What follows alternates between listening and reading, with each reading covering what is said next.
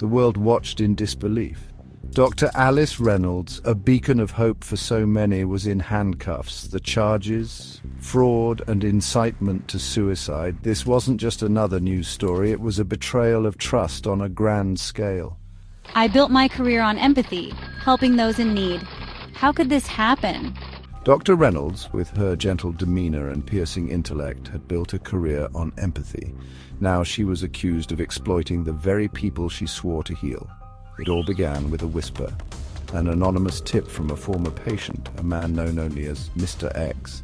He claimed Dr. Reynolds had driven him to the brink of suicide. His chilling account detailed a calculated manipulation, a systematic breakdown of his self-worth. They can't believe this, can they? The authorities were skeptical. Could this respected psychologist be capable of such cruelty? The investigation began cautiously. Detectives dug into Dr. Reynolds' past, searching for any hint of darkness lurking beneath the surface. What they found was more unsettling than they could have imagined. A pattern of manipulation, financial exploitation, and emotional abuse began to emerge. The whispers grew louder. The news of Dr. Reynolds' arrest sent shockwaves through her extensive client list. Politicians, CEOs, artists, individuals accustomed to the spotlight suddenly found themselves grappling with a deeply personal violation. Many refused to believe the accusations, clinging to the image of the compassionate therapist who had guided them through their darkest hours. But the evidence was mounting. She preyed on my vulnerabilities, using my deepest fears and insecurities against me. Former patients, emboldened by Mr. X's courage, stepped forward with their own harrowing stories. They described a woman who preyed on their vulnerabilities, using their deepest fears and insecurities against them.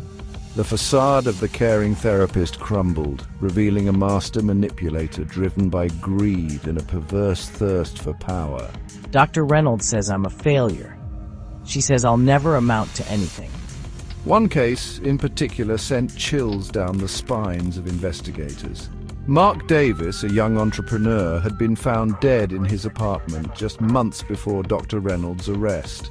His death, initially ruled a suicide, took on a sinister new meaning when detectives discovered his diary. Within its pages, Mark documented his sessions with Dr. Reynolds in heartbreaking detail. Mark's diary became crucial evidence, painting a chilling picture of Dr. Reynolds' methods. She convinced Mark he was worthless, a failure in life. His self-esteem shattered. He became dependent on her. He emptied his bank accounts to pay her fees. She was the only one who could save me, or so I thought. Financial exploitation was common among her victims. She convinced them to liquidate assets and borrow money. She used my deepest secrets to blackmail me. Then came the bombshell. Senator John Smith accused her of blackmail. The revelation sent shockwaves through the nation. The trial of Dr. Alice Reynolds was a media spectacle. The prosecution presented a mountain of evidence, financial records, diary entries, and a parade of victims. Reynolds appeared increasingly unhinged as the trial progressed. Her denials rang hollow. The jury's verdict was swift and unanimous, guilty on all counts. The judge read out a lengthy prison term. Justice, it seemed, had been served, but the scars of Dr. Reynolds' betrayal ran deep. The case sent shockwaves through the mental health profession. Trust, the foundation of the therapist-patient relationship, had been shattered. How could someone like Dr. Reynolds operate undetected for so long? Many questioned how Dr. Reynolds could have operated undetected for so long. The answer lay in a system that prioritized privacy over client safety, a system ripe for abuse.